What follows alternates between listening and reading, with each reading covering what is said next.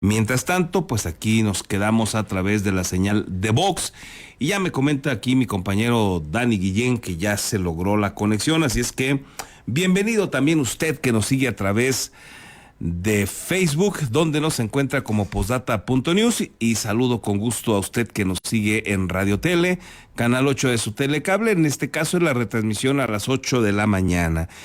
Es viernes 17 de abril y estamos arrancando esta mañana a 15 grados, una mañana pues fresca, solamente fresca, no se siente frío, no de mi parte. Y bueno, pues le comparto que el meteorológico nos avisa que va a ser un día nublado. Sin embargo, la temperatura no cede, vamos a mantenernos por ahí de los 30 grados en el momento más caluroso. Prevéngase, por favor.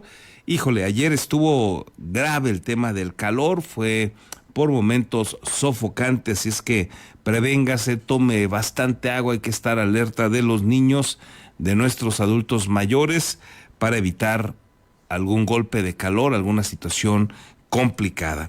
Vámonos con las noticias. Mire, el dirigente nacional del PAN, Jorge Romero Herrera, le entregó ayer al alcalde de Morelia, Alfonso Martínez Alcázar, el nombramiento como coordinador por el cambio y la familia en Michoacán, un evento que se llevó a cabo en la Plaza Morelos, aquí en la capital michoacana. Asumió este miércoles.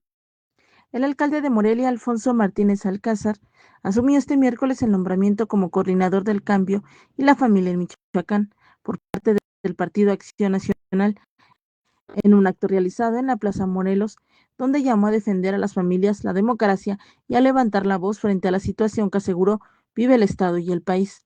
Ante militancia panista, alcaldes, diputadas y diputados locales, federales, senadores y ex liderazgos del partido, aceptó públicamente la encomienda otorgada por el dirigente nacional del PAN, Jorge Romero Herrera, y por el dirigente estatal, Carlos Quintana Martínez, en el arranque de una estrategia de fortalecimiento territorial en Michoacán. Quiero decirles a todas y todos ustedes, morelianas y morelianos, michoacanas y michoacanos, que vienen de distintos puntos de nuestro estado, a este gran momento, que es el principio de una gran lucha que se dará en México y en Michoacán.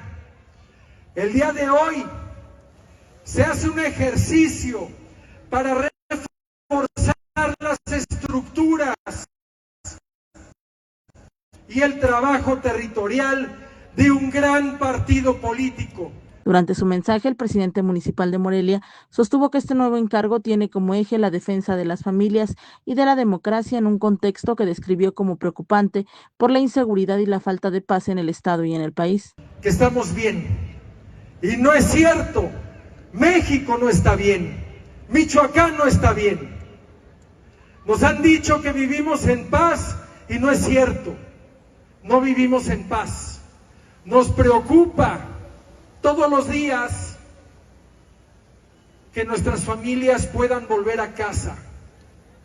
Díganme ustedes, ¿qué carretera se puede transitar con libertad y seguridad en nuestro estado o nuestro país? Díganme ustedes, ¿quién puede vivir con la tranquilidad? En su discurso, Martínez Alcázar señaló que la preocupación cotidiana de las familias por la seguridad, la movilidad y el futuro del Estado obliga a no permanecer en silencio, por lo que convocó a la militancia y a la ciudadanía a sumarse a una lucha política por Michoacán. El evento reunió a liderazgos panistas de distintas regiones del Estado, así como a representantes populares y simpatizantes en una concentración con la que el PAN mostró respaldo a Alfonso Martínez como una de sus principales figuras en Michoacán. Por su parte, el dirigente nacional del PAN, Jorge Romero Herrera, destacó que la designación del alcalde moreliano forma parte de la ruta de reorganización y fortalecimiento del partido en la entidad. De hacer un nombramiento importantísimo para que todo el esfuerzo que se ocupa de las miles de mujeres y hombres que cada día más se habrán de sumar desde todos los rincones de Michoacán para coordinar todo ese esfuerzo, para defender las cosas en las que creemos, las inmensas ideas en las que creemos, como son la patria, nuestra patria, Michoacán, como es la familia que en el PAN siempre habremos de defender, y como es lo que hoy más se atenta en contra de en este país, que es nuestra libertad. Hoy orgullosamente Acción Nacional te da este nombramiento, mi querido Alfonso, porque confiamos en ti, porque sabemos que lo harás magníficamente bien, mi querido hermano. Con este acto, Acción Nacional arropó públicamente a Alfonso Martínez Alcázar en una nueva responsabilidad partidista en un momento en que el panismo... Bueno, pues ahí tiene usted esta estrategia que pone en marcha el PAN, imitando a Morena, adelantándose los tiempos, aprovechando las lagunas electorales que la ley tiene todavía en esa materia, y pues con los permisos que los órganos electorales, sobre todo federales, pues le dieron a Morena desde que López Obrador puso a competir a sus corcholatas y se la pasó, bueno, pues haciendo proselitismo, sobre todo en favor de Claudia Sheinbaum, y los órganos electorales le permitieron estas campañas donde, pues según Morena y según los órganos electorales, no son campañas, no son precampañas, y en medio de esta simulación, bueno, pues el PAN se sube a ella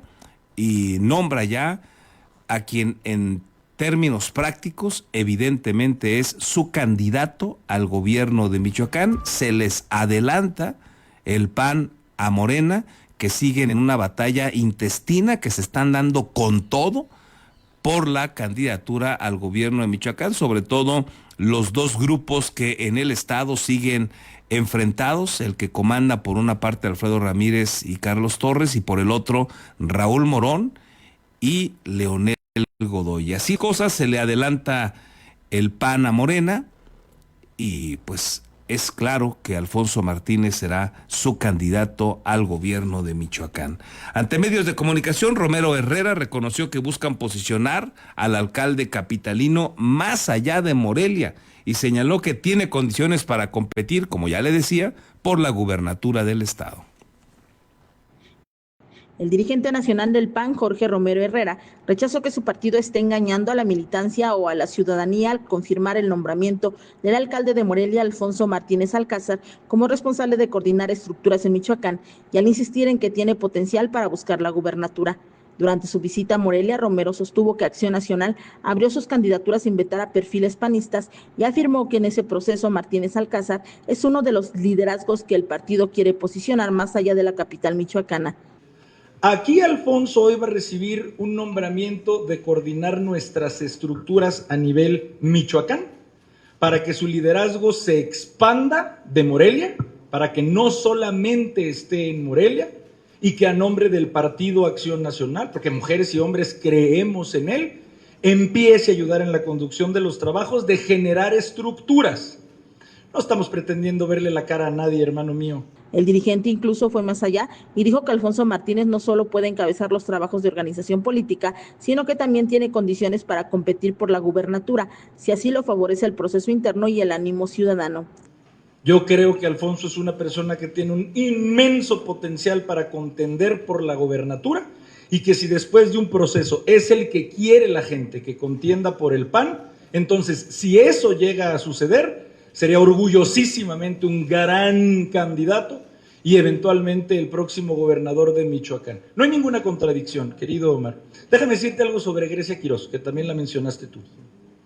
El dirigente panista insistió en que la apertura del PAN no significa desplazar a sus propios cuadros, sino poner las candidaturas a disposición de la ciudadanía. En ese sentido, remarcó que el partido no le está cerrando la puerta a sus militantes. Que nosotros no vamos a perder tampoco el tiempo. Nosotros no vamos, a la par de que estamos abriendo en este proceso las candidaturas, a perder ni un minuto en posicionar a los liderazgos, obviamente también panistas, que pretendan registrarse para alguna candidatura, si son las que están en el ánimo de la gente. Nosotros con nuestra apertura no estamos vetando panistas. En la misma rueda de prensa, Romero también habló de los acercamientos con el expresidente Felipe Calderón y dijo que han sido positivos al señalar que comparte con él la idea de que Acción Nacional debe recuperar credibilidad. Reportó para Postdata América Juárez Navarro. Bueno, pues ahí está lo que señala el dirigente nacional del PAN. Está claro, no hace falta más nada que reconocer que es Alfonso Martínez su candidato, porque además en este momento el PAN pues está carente de esas figuras que puedan alcanzar una candidatura de este tamaño. Alfonso Martínez, aunque ligado al PAN, pues hace mucho tiempo, muchos años ya que renunció, y aunque ha contado con su respaldo y el respaldo de otros partidos políticos, bueno, pues ha preferido ya mantenerse por la vía independiente y hacer alianzas con lo que ha logrado conseguir como su marca, pues con partidos políticos para buscar cargos de elección como es este de ser alcalde, y lo ha conseguido. Así es que no es panista en este momento con credencial en mano, pero pues mucho tiempo, muchos años lo fue, y tiene otros años en donde sin serlo, de todas maneras sigue contando con el apoyo del PAN. Y por el otro lado, bueno, el otro que podría ser una figura ahí que salga al quite para la gubernatura o para la presidencia municipal de Morelia es Marco Cortés, quien está pues desgastado políticamente en su imagen. Le quedó a deber al PAN, le quedó a deber a México como opositor, como dirigente opositor.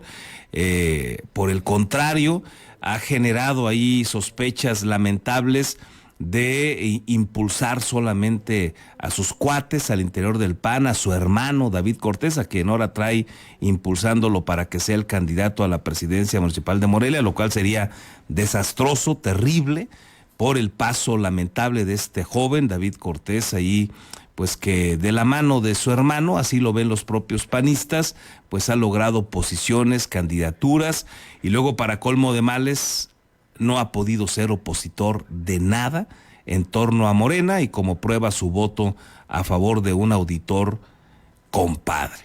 Una desgracia pues por todos lados, pero ahí lo trae Marco Cortés, y es la otra figura que en todo caso tiene el PAN con reconocimiento como para competirle por el Estado, si es que en algún momento Alfonso Martínez decidiera no hacerlo.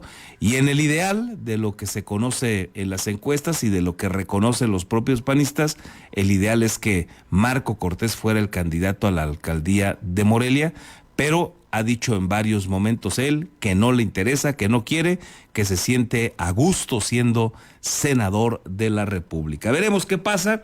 Por lo pronto, pues ahí está lo que señala el dirigente nacional del PAN, Romero Herrera, quien también aseguró que este instituto político buscará acercarse con la alcaldesa de Uruapan, Grecia Quirós, platicar con ella, reconocerla con un liderazgo como lo tiene en Michoacán, y reconocer también públicamente la valentía con la que ha enfrentado la situación personal y la política. Durante la rueda de prensa que dio a conocer, afirmó que en el PAN no le cierran la puerta a ningún perfil, y que en el caso de Grecia Quirós existe interés en escucharla y explorar coincidencias políticas, particularmente por sus críticas que le hace a la llamada Cuarta Transformación. Yo no he tenido el gusto de conocerla, de platicar con ella. Por supuesto que está en nuestro interés, está en el interés de Acción Nacional a lo largo de todo el país, sentarnos a platicar con los liderazgos de este país y, como lo decía, poner enfrente nuestras coincidencias. Me parece que ella ha sido clara. Tenemos una clara coincidencia en que la 4T es un fraude, es una estafa. Es que ese es el término jurídico tal cual. Si a ti te ofrecen A y te acaban dando B, eso es un fraude, eso se llama una estafa. Eso es la 4T, es una hipercoincidencia entre ella y nosotros. Y con miras a que la oposición sea competitiva, el senador, exdirigente nacional del PAN, Marco Cortés, afirmó que rumbo al 2027 es necesaria una alianza electoral que garantice no quedarse en el ya merito. El senador Marco Cortés Mendoza afirmó que rumbo a la elección de 2027 en Michoacán no debe descartarse una coalición electoral e incluso consideró que una alianza será necesaria para que la oposición pueda competir con fuerza y ganar la gubernatura. En entrevista, el panista señaló que si bien primero deberá procesarse la definición interna en Acción Nacional, hacia adelante ve viable construir acuerdos con otras fuerzas políticas para fortalecer un proyecto electoral en el Estado. Yo no descartaría ninguna coalición electoral. La primer coalición, por supuesto, que ha definido el PAN es con la sociedad, es con los diversos grupos organizados, pero no descarto, de hecho veo necesaria una coalición electoral.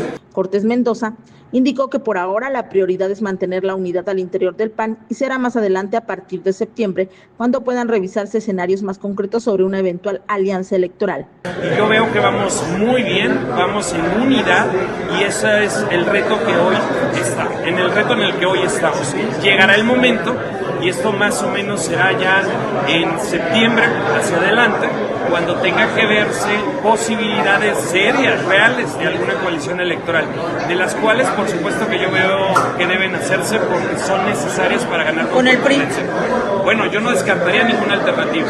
Durante la entrevista, el senador también reiteró su respaldo al alcalde de Morelia, Alfonso Martínez Alcázar, para que sea el candidato a la gubernatura de Michoacán en 2027 y descartó buscar personalmente esa postulación al asegurar que su compromiso está en el Senado de la República. Señaló que actualmente está concentrado en temas legislativos relacionados con acuerdos comerciales internacionales. En ese contexto, sostuvo que su responsabilidad está en concluir su encargo como senador, mientras su apuesta política en Michoacán está enfocada en impulsar la candidatura de Alfonso Martínez. Reportó para Postdata, América Juárez Navarro.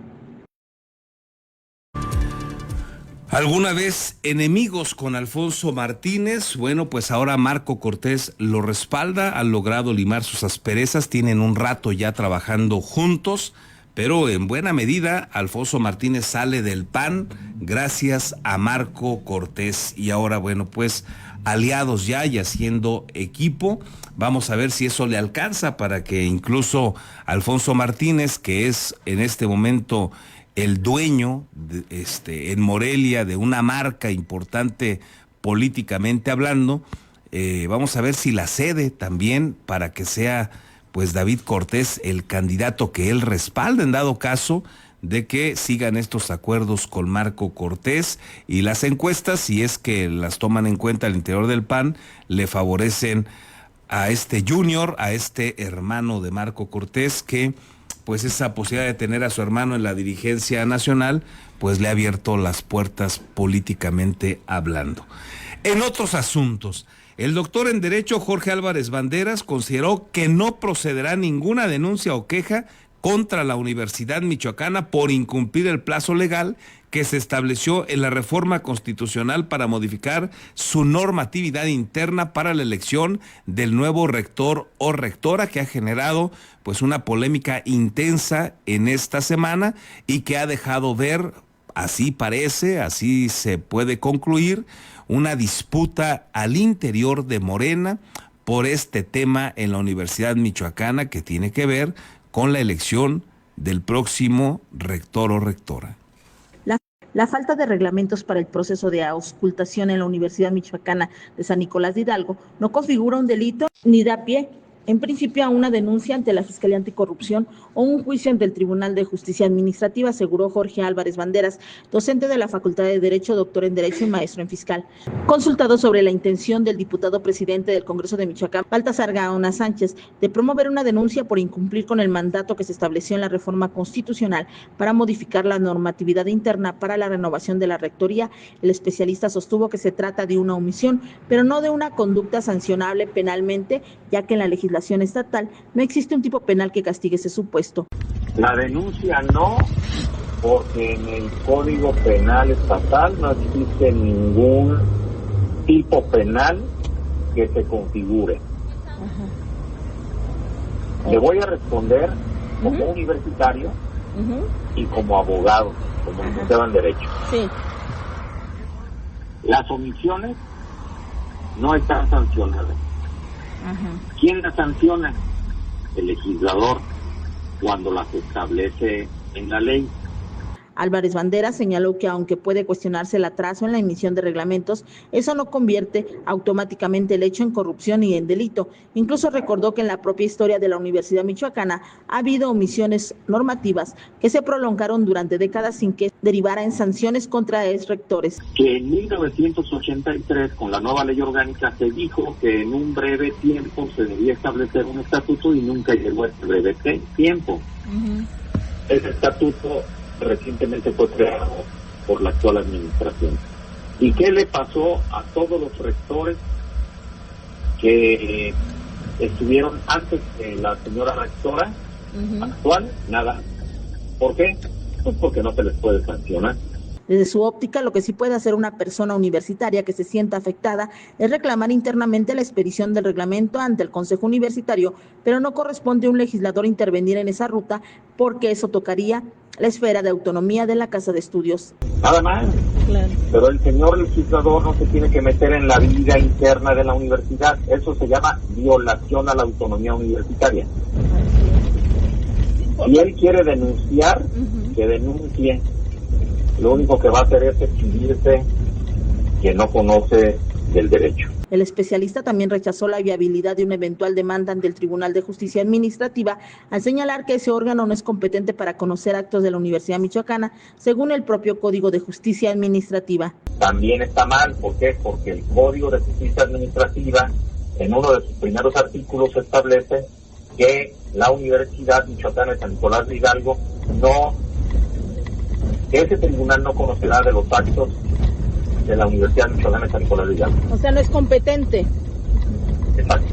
Además, aclaró que en el proceso universitario no se desarrolla una elección en sentido estricto, sino una auscultación en la que no se emiten votos, sino opiniones para integrar una terna o un conjunto de perfiles, por lo que insistió en que el cauce correcto, en caso de inconformidad, está dentro de la propia universidad. Con ello, Jorge Álvarez Banderas concluyó que ni la vía penal ni la administrativa parecen proceder en este caso y advirtió que insistir en ellas solo exhibiría desconocimiento del marco legal que rige a la Universidad Michoacana. Reportó para Postdata América Juárez Navarro.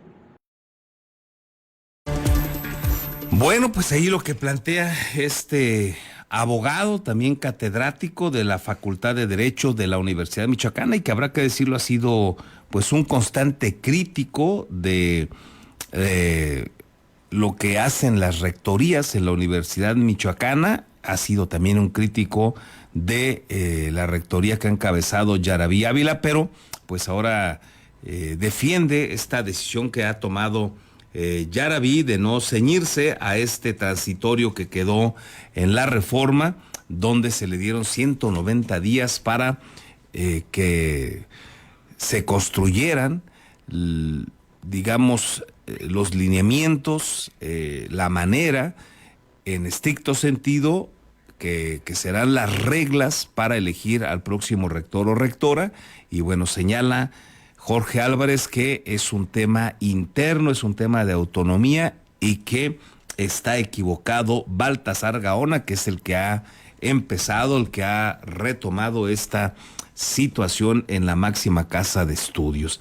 El diputado local del Partido del Trabajo, Hugo Rangel, señaló también que la discusión en la Universidad Michoacana debe centrarse en revisar el cumplimiento de los plazos establecidos en el decreto aprobado por el Congreso de Michoacán, así como en el contexto en el que se ha dado el intercambio de posturas públicas. Sostuvo que la autonomía universitaria no está a discusión, pero consideró que ello no exime a la institución de atender lo establecido en la ley ni rendir cuentas al tratarse de un ente que ejerce recursos públicos. Entonces hay que leer estas declaraciones, este intercambio de declaraciones entre el diputado Baltasar y el diputado Juan Carlos en este contexto. Me llama poderosamente la atención que el diputado Juan Carlos ahora defienda a la rectora, justo cuando parece que la rectora se ha acercado al precandidato que él está promoviendo. Entonces hay que leerla en este contexto, y también pues un poco de verdad tiene el planteamiento que ha señalado el diputado Baltasar Gaona en el sentido del cumplimiento de la universidad. La universidad es muy autónoma y nadie le regatea ese carácter que tiene de forma constitucional, pero también estas instancias autónomas pues tienen que cumplir la ley. Michoacán es un estado libre y soberano, pero eso no nos exime como estado de rendirle cuentas a la federación, por ejemplo. Entonces hubo un decreto que tenía ciertos plazos en los artículos transitorios y lo cierto es que la universidad estaba incumpliendo. Bueno, pues ahí se queda la polémica. Vamos a ver hasta dónde va Baltasar Gaona, que hoy se le observa como un aliado de Alfredo Ramírez. Y Alfredo Ramírez pues trae un rompimiento con la rectora Yarabí Ávila, políticamente hablando. Hoy a Yarabí se le vincula, como también lo refiere Hugo Rangel, con Raúl Morón Orozco. A eso atribuye Hugo Rangel la defensa de Juan Carlos Barragán, ahora a la defensa en favor de Yarabí Ávila. Y bueno, como ya le anticipaba, esto es un asunto político electoral, es una grilla en la búsqueda del poder al interior de la Universidad Michoacana, eso está claro. Y por otro lado, pero paralelamente, pues camina el tema legal. ¿Qué será más importante? Lo habíamos platicado aquí con usted en días pasados, lo que señala la Constitución que le permite una autonomía para determinar sus asuntos a la Universidad Michoacana, o la reforma que se generó en el Congreso de Michoacán, que le dio también mayores recursos a la Universidad Michoacana, la reforma a su ley orgánica, y que le obligó a que en 190 días generara estos lineamientos. Así a bote pronto parecería que se va a imponer lo que señala la Constitución referente a la autonomía, y que podría haber sido pues un esfuerzo sin sentido el haberle condicionado 190 días. Así parece.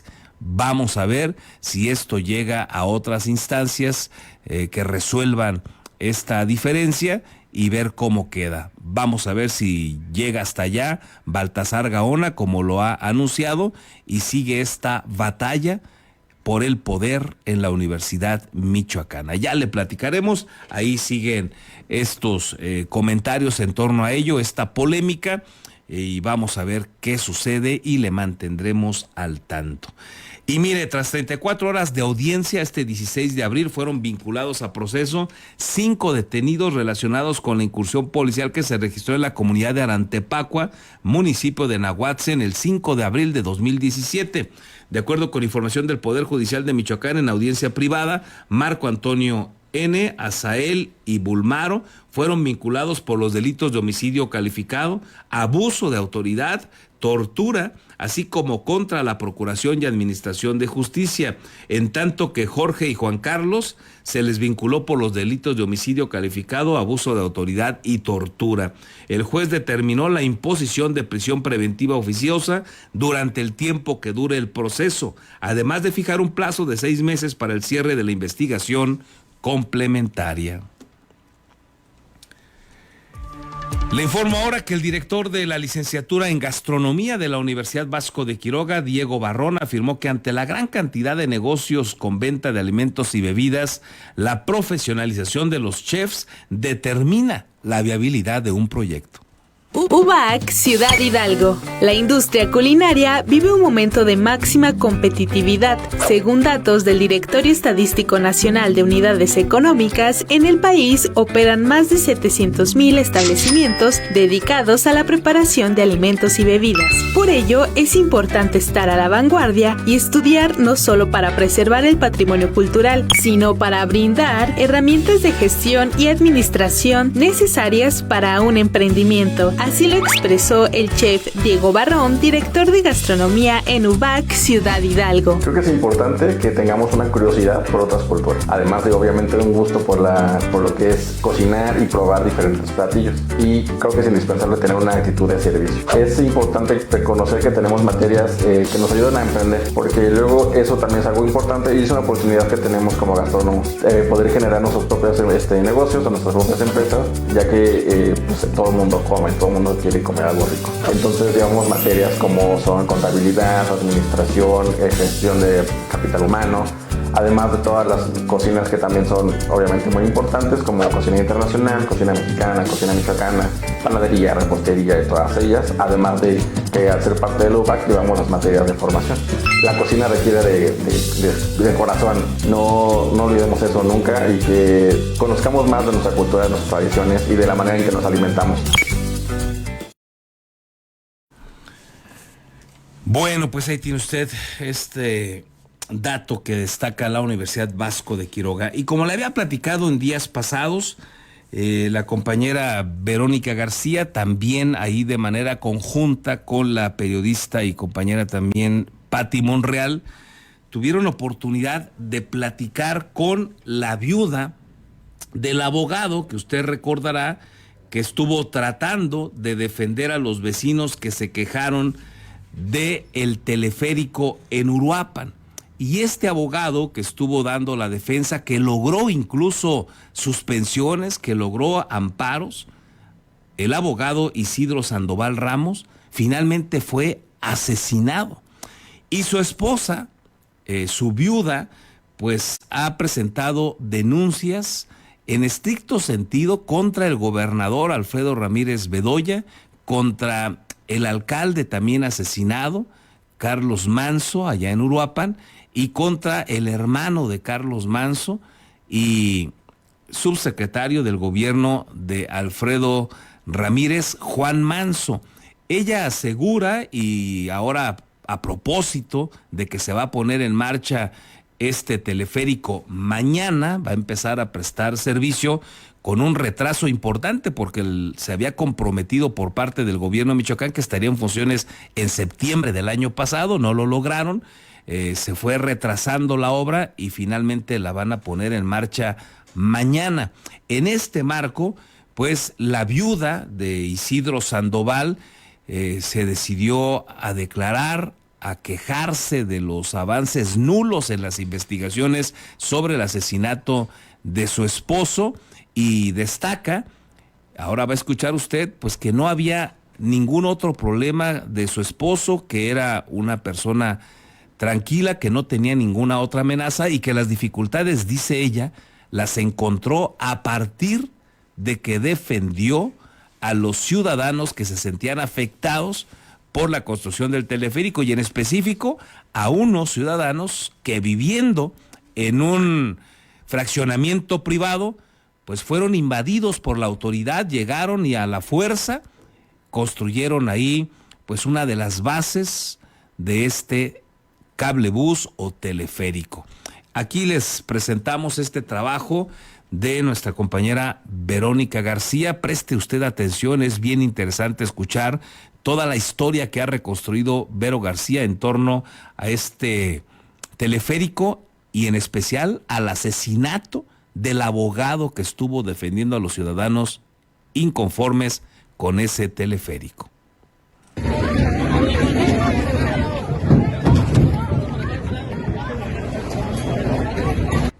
El hombre murió al instante al recibir la descarga de un arma en el corazón, frente a 3 de sus hijos que lo esperaban para abordar el vehículo que manejaba. Veía a uno de ellos a los ojos cuando un motociclista con casco y pasamontañas lo asesinó a sangre fría. Era Isidro Ramos Sandoval, el abogado que obtuvo 4 suspensiones definitivas contra la construcción del teleférico en Uruapan. Eran cerca de las 14:30 horas del sábado 29 de marzo del 2025. Habían pasado exactamente 7 días de que decenas de policías estatales irrumpieron en el fraccionamiento Bosques de Uruapan, en el que Isidro Ramos encabezaba la Asociación de Colonos. Uno de los uniformados trepó el portón y permitió el ingreso del resto. ¡Viva la delincuencia! Así deberían de estar con los delincuentes.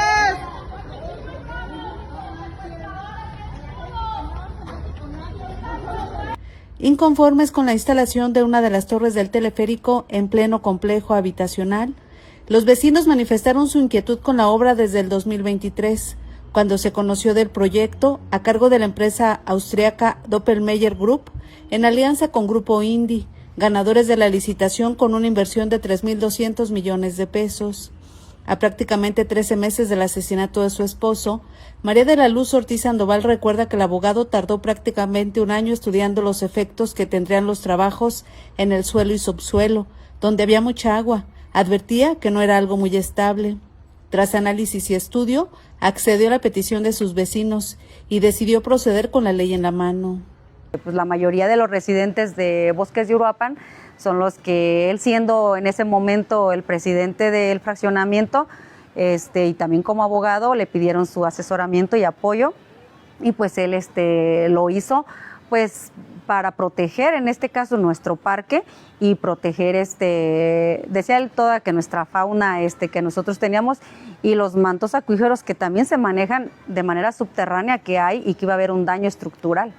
Isidro Ramos promovió el amparo número 6/2025 contra la construcción del teleférico en el área verde del fraccionamiento y obtuvo la primera suspensión definitiva el 1 de octubre del 2024. En los siguientes meses promovió 3 amparos más, el 798-2024, 787-2024 y 67-2024. En todos obtuvo la suspensión provisional y luego la definitiva, que estaba vigente hasta el momento de su homicidio. Los jueces a cargo determinaron que se mantuvieran las cosas en el estado que actualmente guardan y ordenaron no afectar el bosque o tala de árboles del fraccionamiento privado Bosques de Uruapan y no realizar ahí obras de construcción de la cimentación e instalación de una torre del sistema de transporte por cable o teleférico.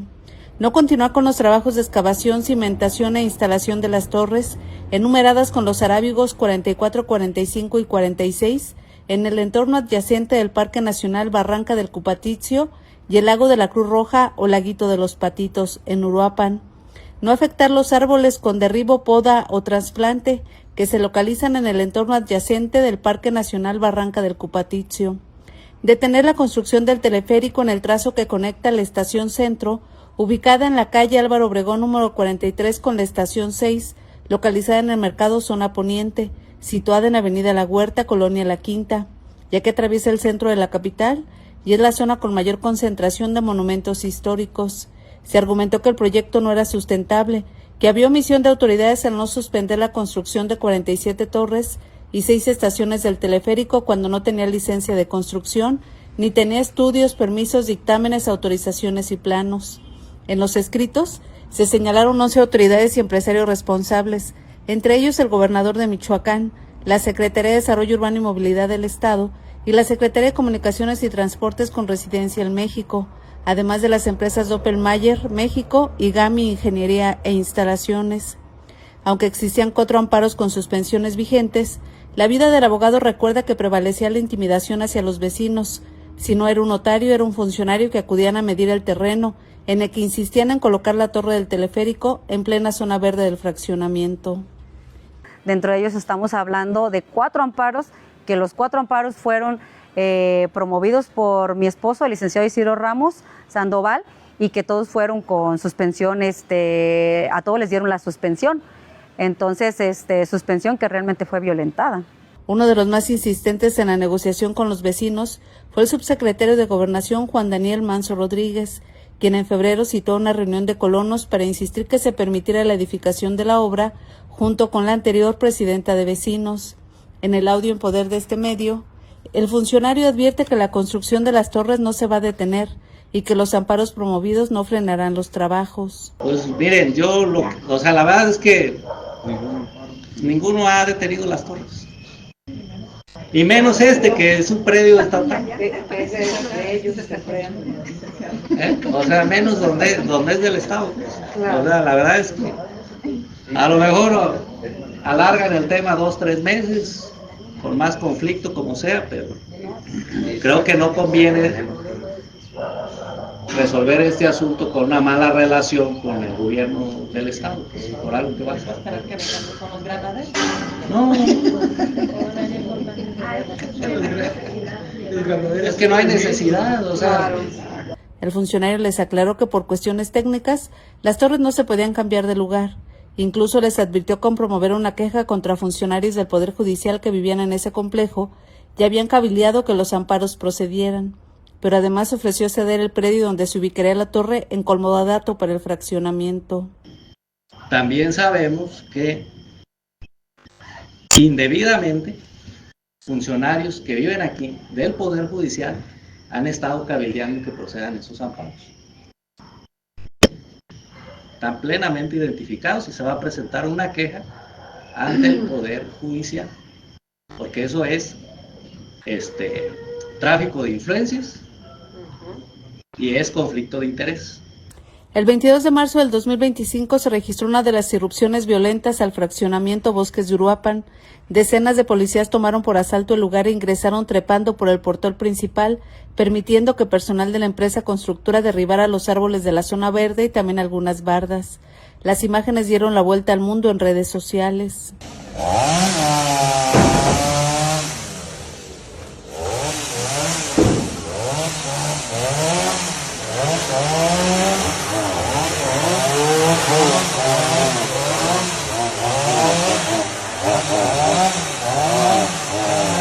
Luego de lo ocurrido ese sábado, el secretario del presidente municipal de Uruapan, Carlos Manso Rodríguez, buscó al abogado para que se reuniera con el alcalde. Acompañado por otros vecinos, Isidro acudió a la cita a la Casa de la Cultura, donde nunca fue recibido por el municipio el 25 de marzo del 2025. Su viuda señala que fueron 2 abogados quienes lo recibieron, mientras Manso solo escuchaba un poco más atrás, sin recibirlos ni entablar comunicación.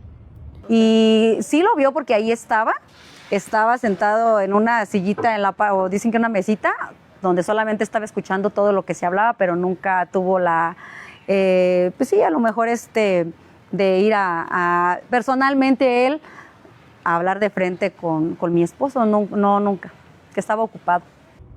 Pese al encuentro con los abogados municipales, el jueves 27 nuevamente llegaron máquinas y personal del ayuntamiento con policías con los que intentaron de nuevo ingresar al fraccionamiento. Con notario intentaron poner la malla ciclónica y delimitaron el área donde se construyó finalmente la torre. 2 días después, el sábado 29, Isidro Ramos llegó a recoger a 3 de sus hijos a una de las farmacias en las que trabajaban. Manejaba su vehículo y cerca de las 14:30 horas se detuvo para que subieran. Pero una moto lo iba siguiendo y al momento de bajar el cristal para ver a su hijo de 11 años, el homicida metió la mano y la disparó en el corazón. Su muerte fue instantánea. Su viuda acudió a los 2 días a interponer la denuncia por el homicidio de su marido, sin dudas con nombre y apellido, contra el gobernador Alfredo Ramírez Bedoya, el entonces presidente municipal de Uruapan, Carlos Manso Rodríguez, y el subsecretario de Gobernación, Juan Daniel Manso Rodríguez. Él únicamente trabajaba en base a estos amparos y lo único que él hablaba y todo era de los amparos y las situaciones que había por medio de las autoridades encargadas y yo en mi denuncia como responsables puse a el gobernador Alfredo Ramírez Bedoya, a Carlos Manso, Juan Manso y Marilena Guizar. A la fecha, María de la Luz Sandoval nunca ha sido llamada a declarar sobre el caso. Ha sido como si no hubiera ocurrido porque nadie habla del asesinato del abogado. 2 días después, el entonces fiscal López Solís informó en Casa de Gobierno que habían identificado al asesino y que cuadraban la circunstancia del crimen. Solo eso. Luego del homicidio de Isidro Sandoval, ningún abogado aceptó dar seguimiento a los amparos por temor ante lo ocurrido, por lo que prácticamente quedaron sin efectos. Su viuda explica que se promovieron incidentes sin que nadie conteste, por lo que se considera ya revocada la suspensión.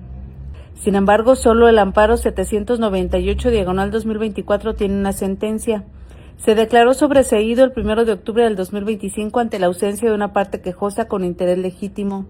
Los otros amparos siguen sus procesos sin tener una sentencia. En el 787 del 2024 se promovieron 154 incidentes desde que fue presentado, el último del 6 de abril del 2026. En el 67-2025 el último trámite se realizó el 30 de junio del 2025 y en el 6 del 2024 el último incidente se promovió el 14 de enero del 2026 para hacer referencia al fallecimiento del promovente, sin que se anexe ningún otro dato. El teleférico será inaugurado este 18 de abril a 1 año, 1 mes y 20 días del asesinato del abogado Isidro Sandoval Ramos. Sus torres fueron colocadas en espacios públicos sin importar que obstruyan avenidas, accesos a comercios, estacionamientos o viviendas particulares. El abogado contemplaba presentar una queja ante la Comisión Nacional de Derechos Humanos, pero tras entrevistarse con los representantes de Carlos Manso, Le solicitaron esperar el lunes siguiente, es decir, el 31 de marzo. Isidro Sandoval estaba muerto para entonces. Un desconocido le arrebató la vida. Con la edición de Víctor Jaramillo, reportó para Postdata Verónica García. Bueno, pues ahí esta historia, estos elementos, esta descripción puntual que hace con este trabajo Verónica García, con esta entrevista con la viuda de este abogado que defendía la creación del teleférico, o por lo menos la instalación de algunos de estos pilotes, estas bases que se requieren, y que pues vecinos se quejaron, como los de este fraccionamiento privado, y que a la autoridad le importó un cacahuate que fuera privado, que hubiera amparos por lo que se observa en los documentos y lo que ha narrado la propia viuda. Pues un tema sin duda grave, y que tendría que invitarnos a todos a poner las barbas a remojar. Mucho hemos hablado del poder que ejerce Morena, cómo lo hacen, sin importarles la ley.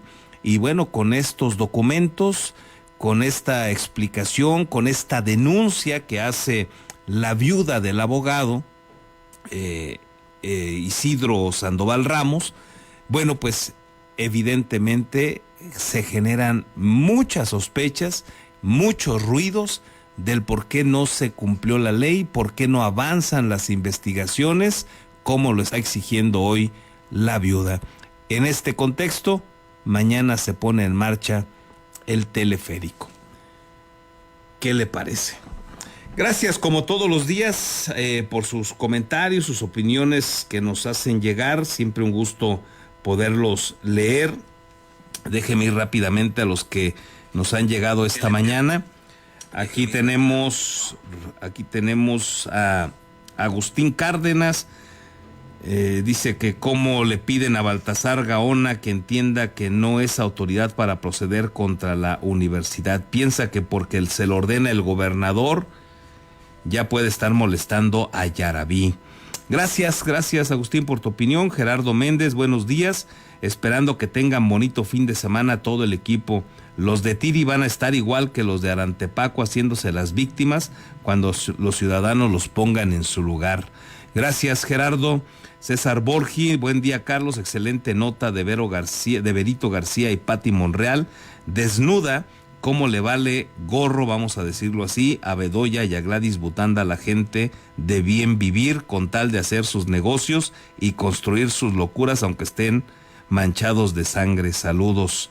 Melchor, gracias, César. Melchor Ornelas, buen día, Carlos y amigos, deseando un buen fin de semana. Duras son las verdades y cuando el río suena es que agua lleva. Se siente teleférico impregnado con sangre. Gracias, Melchor. Y luego aquí también nos dice que nos desea un buen fin de semana. Gracias, Melchor. Gracias por sus comentarios. Y por acá también tenemos a través de los mensajes en el WhatsApp, tenemos a Salvador Flores que nos deja saludos y nos recuerda que está transmitiendo allá en Indaparapeo. Gracias, Salvador. Saludos, por supuesto, hasta Indaparapeo. Fernando Rodríguez nos comparte también en este momento que se están tumbando árboles de manera irregular. Esto, a ver, déjeme ver aquí porque esta es una explicación grande. Esto es en la colonia Balcones de Morelia y nos narra aquí, déjeme se lo leo.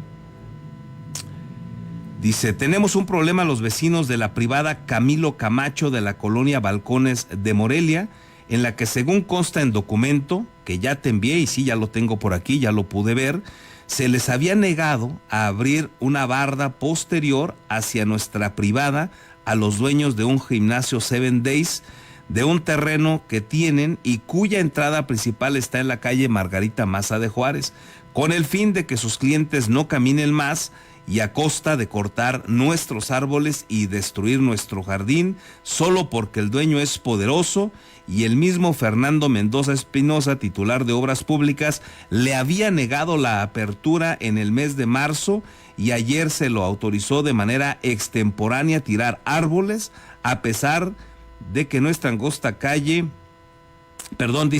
para pasar por nuestra angosta calle, sus clientes, para permitirle el paso, me imagino aquí, a los clientes de este negocio, por esa calle, solo porque así se les antojó a los dueños del 7 Days.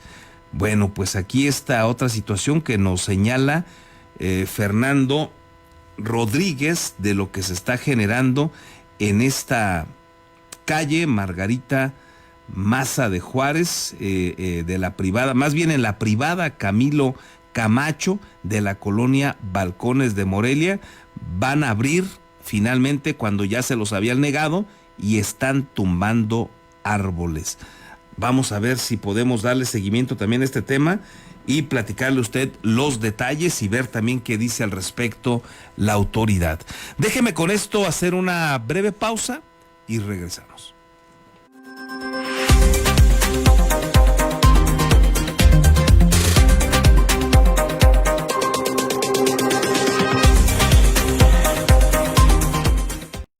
Beskid, asesoría profesional en seguros. Si necesitas proteger a tus seres más queridos, proyectar a futuro sin que nada te detenga o cuidar de tu patrimonio, estamos a tus órdenes en el número telefónico 4433 18 40 56 o bien en el correo electrónico armando@beskid.com. El licenciado Armando Dueñas Díaz, profesional en asesoría de seguros, espera su llamada.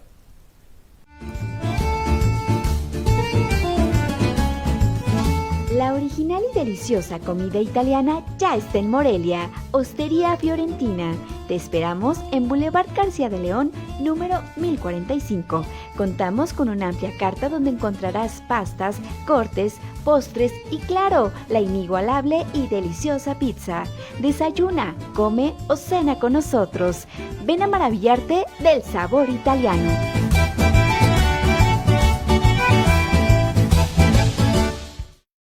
Tortas Acueducto el 32 y medio. No te quedes con el antojo. Deliciosas tortas de milanesa, queso de puerco, salchicha, jamón, hawaiana y cubana. O bien, una orden de milanesa. Puedes hacer tus pedidos al teléfono 4433-382499. De lunes a viernes, de 10 de la mañana a 4:30 de la tarde.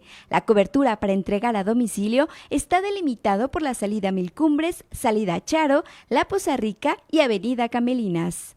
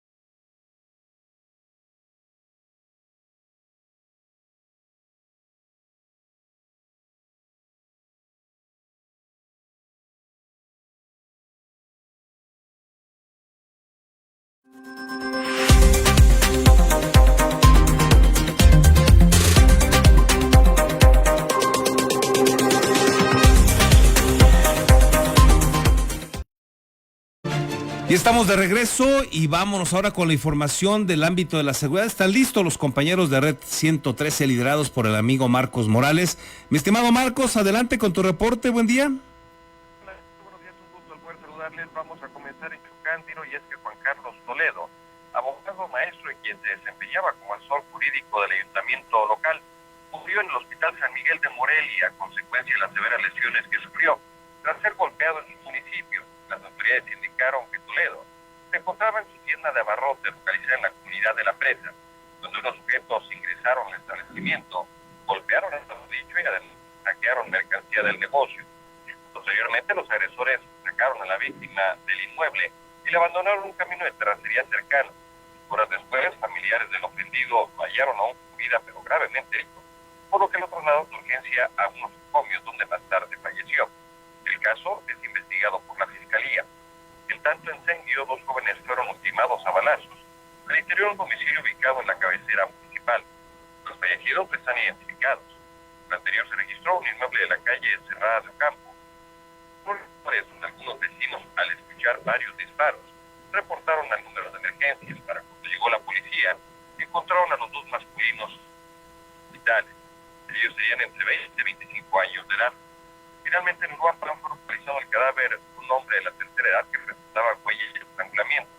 Una habitación del motel Flamingo, ubicado en la carretera Uruapan-Pátzcuaro, a la altura de la cofradía. Trabajadores del establecimiento tocaron en uno de los cuartos. Al no obtener respuesta, ingresaron y encontraron el cuerpo inerte, por lo que notificaron a las autoridades. Paramédicos se presentaron minutos después y al revisar lo dicho, confirmaron que carecía de signos vitales de una persona entre 60 y 65 años de edad. Y Carlos, es la información. Gracias, Marcos. Excelente fin de semana. Excelente fin de semana para todos. Y sobre todo, gracias a usted por el favor de su atención. Que tenga un extraordinario fin de semana. Por favor, disfrútelo, pásela bien con la familia, los amigos. Por acá nos encontramos el próximo lunes. Hasta entonces.